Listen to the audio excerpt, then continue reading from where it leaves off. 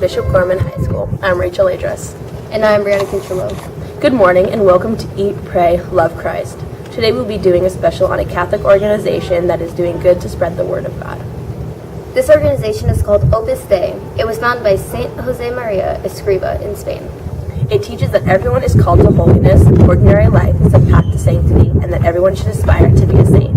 Its mission is to help Christians understand their life as a way of holiness and evangelization. A summary of its main message is sanctify your work, sanctify yourself, and sanctify others through your work. For more on Opus Dei, here's Carrie Connor.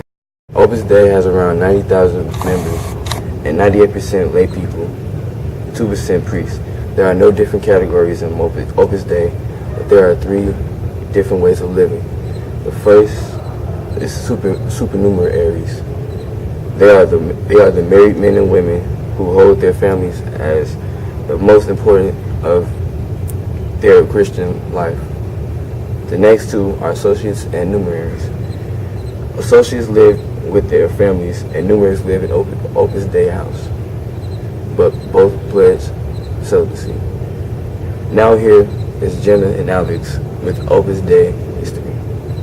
Thank you, Carrie. I'm Jenna Miklich. And I'm Alex Russell. Saint Escriva founded Opus Dei on October 2nd, 1928, while on a spiritual retreat in Madrid.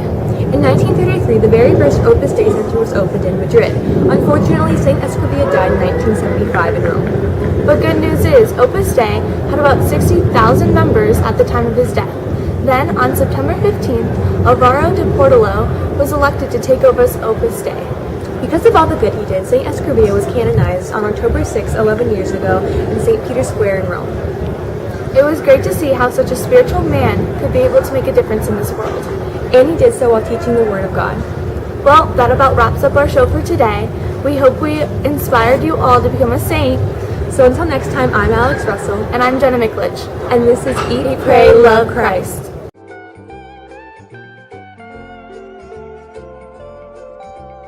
Sorry.